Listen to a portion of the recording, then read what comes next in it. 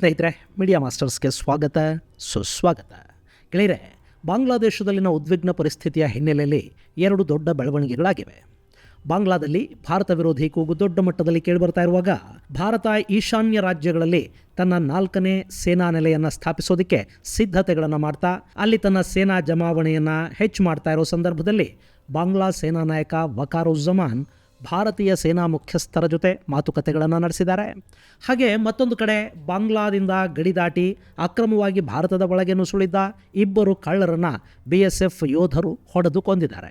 ಇಲ್ಲಿ ಭಾರತ ಹಾಗೂ ಬಾಂಗ್ಲಾ ಸೇನಾ ಮುಖ್ಯಸ್ಥರ ನಡುವಿನ ಮಾತುಕತೆಗಳು ಸಾಕಷ್ಟು ಕುತೂಹಲಕ್ಕೆ ಕಾರಣ ಆಗ್ತಾ ಇವೆ. ಬಾಂಗ್ಲಾದಲ್ಲಿ ಮತ್ತೊಂದು ಸೇನಾ ಕ್ರಾಂತಿ ನಡೆದು ಯೂನಸ್ ಕೈಯಿಂದ ಅಧಿಕಾರವನ್ನು ಸೇನೆ ಕಿತ್ಕೊಳ್ಳುತ್ತಾ ಅನ್ನೋ ಥರದ ಅನುಮಾನಗಳು ಹುಟ್ಟುತ್ತಾ ಇವೆ. ಹಾಗಾದರೆ ಏನಾಗ್ತಾ ಇದೆ ಬಾಂಗ್ಲಾದ ಒಳಗೆ ಮತ್ತು ಭಾರತ ಬಾಂಗ್ಲಾ ಗಡಿಯಲ್ಲಿ? ಬನ್ನಿ ನೋಡೋಣ. ಗೆಳೆಯರೆ, ಕಳೆದ ಆಗಸ್ಟ್ ತಿಂಗಳಲ್ಲಿ ಬಾಂಗ್ಲಾದೇಶ ಅಕ್ಷರಶಃ ಹೊತ್ತಿ ಉರಿತಾ ಇತ್ತು. ಅವತ್ತು ಮೀಸಲಾತಿಯನ್ನು ವಿರೋಧಿಸಿ ಶುರುವಾದ ಪ್ರತಿಭಟನೆಗಳು ಹಸೀನಾ ಪದಚ್ಯುತಿಗೆ ಕಾರಣ ಆದವು. ಆ ಪ್ರತಿಭಟನೆಗಳು ಗಲಭೆಗಳ ಹಿಂದೆ ಪಾಕಿಸ್ತಾನ, ಬಾಂಗ್ಲಾದೇಶದಲ್ಲಿನ ಪ್ರತಿಪಕ್ಷಗಳು, ಅಲ್ಲಿನ ಮತಾಂಧ ಸಂಘಟನೆಗಳು, ಅಮೆರಿಕ, ಪಶ್ಚಿಮದ ಡೀಪ್ ಸ್ಟೇಟ್, ಹೀಗೆ ಸಾಕಷ್ಟು ಜನರ ಕೈವಾಡ ಇತ್ತು. ಬಾಂಗ್ಲಾದಲ್ಲಿ ಹಸೀನಾ ಸರ್ಕಾರವನ್ನು ಪದಚ್ಯುತಗೊಳಿಸುವ ಮೂಲಕ ಭಾರತದ ಪಕ್ಕದಲ್ಲೊಂದಷ್ಟು ಅರಾಜಕತೆಯನ್ನು ಸೃಷ್ಟಿ ಮಾಡಬೇಕು, ಬಾಂಗ್ಲಾದ ನೆಲವನ್ನು ಬಳಸಿಕೊಂಡು ಮ್ಯಾನ್ಮಾರಲ್ಲಿ ಸಮಸ್ಯೆಯನ್ನು ಉಂಟು ಮಾಡಿ ಚೈನಾದ ಗಡಿಯಲ್ಲಿ ಕೂಡ ಸಮಸ್ಯೆ ಉಂಟಾಗುವ ಹಾಗೆ ಮಾಡಬೇಕು ಮತ್ತು ಭಾರತ ಹಾಗೂ ಚೈನಾಗಳ ಹಿಡಿತವನ್ನು ಬಾಂಗ್ಲಾ ಹಾಗೂ ಮ್ಯಾನ್ಮಾರ್ಗಳಲ್ಲಿ ತಪ್ಪಿಸಬೇಕು ಅನ್ನೋ ಉದ್ದೇಶ ಅಮೆರಿಕದ್ದಾಗಿತ್ತು. ಇದರ ಜೊತೆ ಬಾಂಗ್ಲಾದಲ್ಲಿನ ಸರ್ಕಾರವನ್ನು ಪದಚ್ಯುತಗೊಳಿಸಿದರೆ ಅಲ್ಲಿ ಅಮೆರಿಕ ತನ್ನ ಬೇಸ್ ಮಾಡ್ಕೊಳ್ಳೋದಕ್ಕೆ ಅವಕಾಶ ಸಿಗುತ್ತೆ ಅಂತ ಕೂಡ ಡೀಪ್ ಸ್ಟೇಟ್ ಯೋಚನೆ ಮಾಡ್ತು. ಹೀಗಾಗಿ ಬಾಂಗ್ಲಾದಲ್ಲಿನ ಅರಾಜಕತೆಗೆ ಅಮೆರಿಕ ಬೆಂಕಿ, ಪೆಟ್ರೋಲು ಎಲ್ಲ ಸುರಿತಾ ಹೋಯಿತು. ಇನ್ನು ಈಗ ಅಲ್ಲಿ ಹಸೀನಾ ಸರ್ಕಾರ ಇಲ್ಲ. ಅಮೆರಿಕಾನೇ ತಂದು ಕೂಡಿಸಿದ ಯೂನಸ್ ಸರ್ಕಾರಕ್ಕೆ ಬಾಂಗ್ಲಾದೇಶವನ್ನು ಸರಿ ಮಾಡೋದಕ್ಕೆ ಇವತ್ತಿಗೂ ಸಾಧ್ಯ ಆಗಿಲ್ಲ. ಅಲ್ಲಿ ಅರಾಜಕತೆ ಹಾಗೆ ಮುಂದುವರಿತಾ ಇದೆ. ಟೆಕ್ಸ್ಟೈಲ್ ಇಂಡಸ್ಟ್ರಿಗಳಿನ್ನೂ ಕೂಡ ಕೆಲಸ ಮಾಡೋದಕ್ಕೆ ಶುರು ಮಾಡಿಲ್ಲ. ದೊಡ್ಡ ದೊಡ್ಡ ಪ್ಲೇಯರ್ಸ್ ಬಾಂಗ್ಲಾದಿಂದ ಹೊರ ಹೋಗೋದಕ್ಕೆ ಶುರು ಮಾಡಿದ್ದಾರೆ. ಹೀಗಾಗಿ ನಿರುದ್ಯೋಗ ಹೆಚ್ಚಾಗ್ತಾ ಹೋಗ್ತಾ ಇದೆ.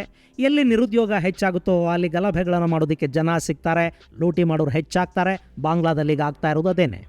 ಈ ಮಧ್ಯೆ ಅಲ್ಲಿ ಪಾರದರ್ಶಕ ಚುನಾವಣೆಗಳನ್ನು ನಡೆಸಿ ಅಧಿಕಾರವನ್ನು ಆರಿಸಿ ಬಂದವರಿಗೆ ಕೊಟ್ಟು ನೀವು ಹೊರಡಿ ಅಂತ ಸೇನಾ ಮುಖ್ಯಸ್ಥ ವಕಾರುಜ್ಜಮಾನ್ ಯೂನಸ್ ಮೇಲೆ ಒತ್ತಡ ಹೇರೋದಕ್ಕೆ ಶುರು ಮಾಡಿದರು. ಹಾಗೆ BNP ಅಂದರೆ ಬಾಂಗ್ಲಾದೇಶ್ ನ್ಯಾಷನಲಿಸ್ಟ್ ಪಾರ್ಟಿ ಕೂಡ ಚುನಾವಣೆಗಳಿಗೆ ಒತ್ತಡ ಹೇರತೊಡಗಿತು. ಸೊ ಇಷ್ಟ ಇಲ್ಲದೇ ಇದ್ದರೂ ಯೂನಸ್ ಫೆಬ್ರವರಿಯಲ್ಲಿ ಚುನಾವಣೆ ಘೋಷಣೆ ಮಾಡಬೇಕಾಗಿ ಬಂತು. ಈಗ ಫೆಬ್ರವರಿ ಹತ್ತಿರ ಬರ್ತಾ ಇದೆ. ಅಷ್ಟರಲ್ಲೇ ಅಲ್ಲಿ ಮತ್ತೆ ಗಲಭೆಗಳು ಹೆಚ್ಚಾಗ್ತಾ ಇವೆ. ಮೊನ್ನೆ ಬಾಂಗ್ಲಾದ ವಿದ್ಯಾರ್ಥಿ ನಾಯಕ ಉಸ್ಮಾನ್ ಶರೀಫ್ ಹಾದಿ ಸಾವಿಗೀಡಾದ. ಆತನನ್ನು ನಡು ರಸ್ತೆಯಲ್ಲಿ ಮುಸುಕುಧಾರಿಗಳು ಕೊಂದು ಹಾಕಿದರು. ತಕ್ಷಣ ಯೂನಸ್ ಮೆಕ್ಯಾನಿಸಮ್ ಭಾರತದ ಕಡೆಗೆ ಬೋಟು ಮಾಡ್ತು. ಅಫ್ಕೋರ್ಸ್ ಸತ್ತವನು ಭಾರತ ವಿರೋಧಿಯಾಗಿದ್ದ. ಹಾಗಂತ ಅವನು ಯೂನಸ್ ಜೊತೆ ಕೂಡ ಉತ್ತಮ ಸಂಬಂಧಗಳನ್ನು ಇಟ್ಟುಕೊಂಡಿರಲಿಲ್ಲ.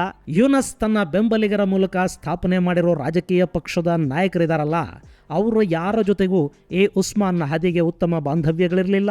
ಅವನು ನೇರವಾಗಿ ಯೂನಸ್ ವಿರುದ್ಧ ಮಾತಾಡೋದಕ್ಕೆ ಶುರು ಮಾಡಿದ್ದ. ಹಾಗೆ ಅವನು ಚುನಾವಣೆಗೆ ಸ್ಪರ್ಧೆ ಮಾಡೋದು ಯೂನಸ್ಗೆ ಇಷ್ಟ ಇರಲಿಲ್ಲ. ಹೀಗಾಗಿ ಉಸ್ಮಾನ್ ಹಾದಿ ಸ್ವತಂತ್ರ ಅಭ್ಯರ್ಥಿಯಾಗಿ ಚುನಾವಣೆಗೆ ನಿಂತಿದ್ದ. ಅವನ ಕೊಲೆ ಆಯಿತು.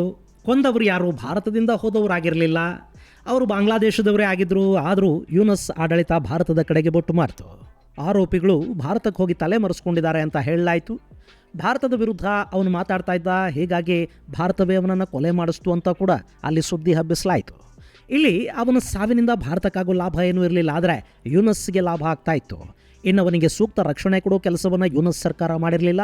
ಇನ್ನು ಈಗ ಉಸ್ಮಾನ್ ಹಾದಿಯ ಸಾವು, ಆ ಕಾರಣಕ್ಕುಂಟಾದ ಗಲಭೆಗಳು, ಅವನ್ನೆಲ್ಲ ಇಟ್ಕೊಂಡು ಯೂನಸ್ ಚುನಾವಣೆಗಳನ್ನು ಮುಂದೂಡೋದಕ್ಕೆ ಸಾಧ್ಯವಾಗುತ್ತಾ ಅಂತ ಯೋಚನೆ ಮಾಡೋದಕ್ಕೆ ಶುರು ಮಾಡಿದ್ದಾನೆ. ಇದು ಅಲ್ಲಿನ BNP ಹಾಗೂ ಸೇನಾ ನಾಯಕರ ಆತಂಕಕ್ಕೆ ಕಾರಣ ಆಗ್ತಾ ಇದೆ. ಗೆಳೆಯರೆ, ಬಾಂಗ್ಲಾದೇಶದಲ್ಲಿ ಸೇನಾ ಮುಖ್ಯಸ್ಥ ಹಾಗೂ ಯೂನಸ್ ನಡುವೆ ಸಂಬಂಧಗಳು ಸರಿಯಿಲ್ಲ. ಹಸೀನಾ ಪದಚ್ಯುತಿಯಲ್ಲಿ ಅನಿವಾರ್ಯ ಆಗಿತ್ತು. ಸೇನೆಯ ಒಳಗೆ ಕೂಡ ಸಾಕಷ್ಟು ಜನ ಹಸೀನಾ ಬಗ್ಗೆ ಬೇಸರಗೊಂಡಿದ್ರು. ಹೀಗಾಗಿ ಆಕೆಯನ್ನು ಅಲ್ಲಿಂದ ಭಾರತದ ಕಡೆಗೆ ಕಳುಹಿಸುವ ಕೆಲಸವನ್ನು ಅಲ್ಲಿನ ಸೇನಾ ಮುಖ್ಯಸ್ಥ ಮಾಡ್ದ. ಇಷ್ಟಾದ ನಂತರ ಯೂನಸ್ನನ್ನು ಅಲ್ಲಿಗೆ ಕರ್ಕೊಂಡು ಬರೋದು ಖಚಿತವಾಗ್ತಿದ್ದಂತೆ ಸೇನಾ ಮುಖ್ಯಸ್ಥ ವಕಾರುಜ್ಜಮಾನ್ ತನ್ನ ಅಸಮಾಧಾನವನ್ನು ವ್ಯಕ್ತಪಡಿಸಿದ್ದ. ಯೂನಸ್ ಬಾಂಗ್ಲಾದೇಶಕ್ಕೆ ಹೊಸಬ ಅಲ್ಲ. ಆತನ ಮೇಲೆ ಅಲ್ಲಿ ಆರ್ಥಿಕ ಅಪರಾಧಗಳಿಗೆ ಸಂಬಂಧಪಟ್ಟ ಪ್ರಕರಣಗಳು ದಾಖಲಾಗಿದ್ವು. ಹೀಗಾಗಿ ಯೂನಸ್ ಆಯ್ಕೆಯ ವಿರುದ್ಧ ಮೊದಲು ದನಿ ಎತ್ತಿದ್ದೆ ವಕಾರುಜ್ಜಮಾನ್. ಆದರೆ ವಿದ್ಯಾರ್ಥಿ ನಾಯಕರು ಯೂನಸ್ಸೇ ಬೇಕು ಅಂತ ಪಟ್ಟು ಹಿಡಿದಿದ್ರು. ಹೆಚ್ಚು ಹಗ್ಗ ಜಗ್ಗಿದ್ರೆ ಮತ್ತಲ್ಲಿ ಪರಿಸ್ಥಿತಿ ಇನ್ನಷ್ಟು ವಿಕೋಪಕ್ಕೆ ಹೋಗ್ತಾ ಇತ್ತು. ಹೀಗಾಗಿ ವಕಾರ್ ಅವತ್ತಿಗೆ ಸುಮ್ಮನಾದರೂ ಕೂಡ ಅಲ್ಲೊಂದು ಅಸಮಾಧಾನ ಹಾಗೇ ಇತ್ತು. ಈ ವಕಾರ್ ವಿರುದ್ಧ ಯೂನಸ್ ಸೇನೆಯ ಇನ್ನುಳಿದ ಅಧಿಕಾರಿಗಳನ್ನು ಎತ್ತಿಕಟ್ಟೋ ಪ್ರಯತ್ನವನ್ನು ಶುರು ಮಾಡ್ದ.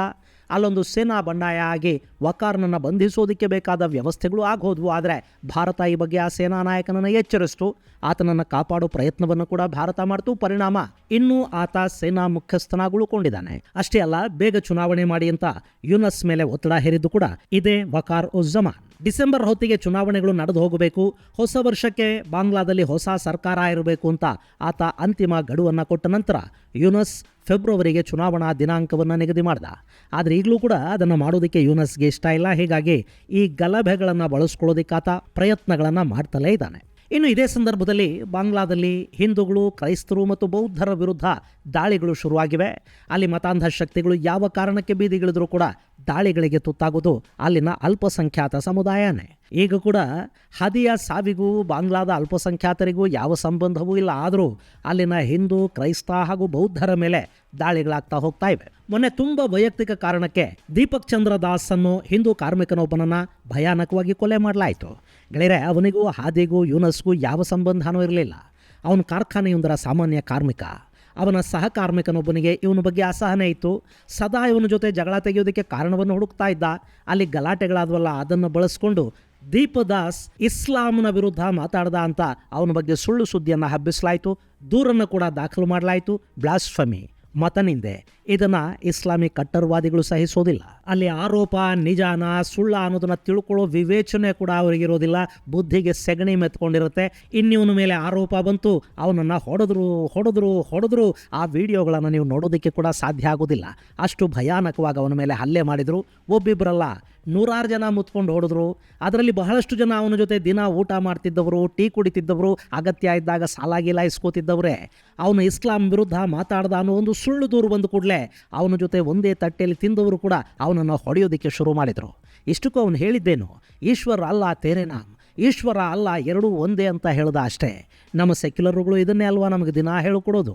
ಆದರೆ ಬಾಂಗ್ಲಾದಲ್ಲಿ, ಪಾಕಿಸ್ತಾನದಲ್ಲಿ ಈಶ್ವರ ಅಲ್ಲ ಒಂದೇ ಅಂತ ಹೇಳಿದರೆ ದೀಪು ದಾಸ್ಗಾದ ಗತಿಯಾಗತ್ತೆ. ಮತಾಂಧರ ಜನಸಂಖ್ಯೆ ಕಡಿಮೆ ಇದ್ದರೆ ಅವರು ಸೆಕ್ಯುಲರ್ ಮಂತ್ರ ಹೇಳ್ತಾರೆ, ಅವ್ರ ಸಂಖ್ಯೆ ಹೆಚ್ಚಾದರೆ ಅವರು ಕಟ್ಟರಾಗ್ತಾರೆ. ಬಾಂಗ್ಲಾದಲ್ಲಿ ಅದೇ ಆಯಿತು. ಅವನನ್ನು ಹೊಡೆದು ಮೂರ್ಛೆ ಹೋದವನನ್ನು ಜೀವಂತವಾಗಿ ಸುಟ್ಟು ಹಾಕಲಾಯಿತು. ಗೆಳೆಯರೆ, ಭಾರತದ ವಿರುದ್ಧ ಮಾತಾಡ್ತಾ ಇದ್ದವನು, ಬಾಯಿ ಬಿಟ್ಟರೆ ಮತಾಂಧತೆಯನ್ನು ಬಿಟ್ಟು ಬೇರೇನೂ ಹೇಳಿದವನು ಉಸ್ಮಾನ್ ಹಾದಿ. ಅವನು ಸತ್ತರೆ ಬಾಂಗ್ಲಾದಲ್ಲಿ ಸರ್ಕಾರಿ ಗೌರವಗಳ ಜೊತೆ ಅಲ್ಲಿನ ಪಾರ್ಲಿಮೆಂಟಿನ ಮುಂದವನ ಹೆಣ ಇಟ್ಟು ಬಾವುಟ ಸುತ್ತಿ ಸ್ವಾತಂತ್ರ್ಯ ಹೋರಾಟಗಾರನೋ ವೀರ ಯೋಧನೋ ಸತ್ತ ಅನ್ನೋ ಹಾಗೆ ಅವನ ಅಂತಿಮ ಸಂಸ್ಕಾರ ನಡೆಯುತ್ತೆ. ಅವನ ಹೆಣ ನೋಡೋದಕ್ಕೆ ಬಂದವರು ಅಲ್ಲಿಂದ ಸೀದಾ ಪಾರ್ಲಿಮೆಂಟಿಗೆ ಮುತ್ತಿಗೆ ಹಾಕಿ ಅದರ ಬ್ಯಾರಿಕೇಡ್ ಕಿತ್ತು ಅದರ ಒಳಗೆ ಪಶುಗಳ ಥರ ನುಗ್ಗುತ್ತಾ ಇದ್ರೂ ಕೂಡ ಅಲ್ಲಿನ ಪೊಲೀಸರು ಸುಮ್ಮನೆ ನೋಡ್ತಾ ನಿಂತ್ಕೋತಾರೆ. ಪಾಪ ಅಲ್ಲಿನ ಅಲ್ಪಸಂಖ್ಯಾತ ಹಿಂದೂ ಒಬ್ಬ ಮತಾಂಧರ ಕೈಲಿ ಬರ್ಬರವಾಗಿ ಸಾವಿಗೀಡಾದರೆ ಅವನ ಕುಟುಂಬಕ್ಕೆ ಸಾಂತ್ವನ ಹೇಳೋದಕ್ಕೆ ಕೂಡ ಅಲ್ಲಿ ಯಾರೂ ಇಲ್ಲ. ಆ ಕುಟುಂಬದ ಆಕ್ರಂದನವನ್ನು ಕೇಳಿಸ್ಕೊಳ್ಳೋರು, ಅವರ ಕಣ್ಣೀರು ಒರೆಸೋರು ಅಲ್ಲಿ ದಿಕ್ಕಿಲ್ಲ. ಒಂದು ದೇಶ ಮತಾಂಧರ ತವರಾದರೆ ಮಾನವೀಯತೆಯ ಸ್ಥಿತಿ ಹೀಗಾಗತ್ತೆ. ಇನ್ನು ಇದೆಲ್ಲದರ ನಡುವೆ ಮೊನ್ನೆ ಮೇಘಾಲಯದ ಗಡಿಯಲ್ಲಿ ಬಾಂಗ್ಲಾದೇಶದಿಂದ ಗಡಿ ದಾಟಿ ಬಂದ ಇಬ್ಬರು ಕಳ್ಳರು ಭಾರತದ ಒಳಕ್ಕೆ ಪ್ರವೇಶ ಮಾಡಿದ್ದಾರೆ.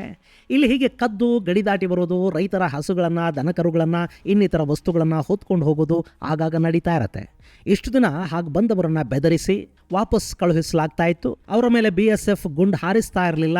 ಆದರೆ ಮೊನ್ನೆ ಹಾಗೆ ಬಂದವರು ನಮ್ಮ ರೈತರ ಅಡಿಕೆ ಕದ್ದುಕೊಂಡು ಹೋಗೋದಕ್ಕೆ ಬಂದಿದ್ದಾರೆ. ಅವರಿಗೆ ಎಚ್ಚರಿಕೆಯನ್ನು ಕೊಡಲಾಗಿದೆ, ಆದರೆ ಅವರು ಮಾತು ಕೇಳಿಲ್ಲ.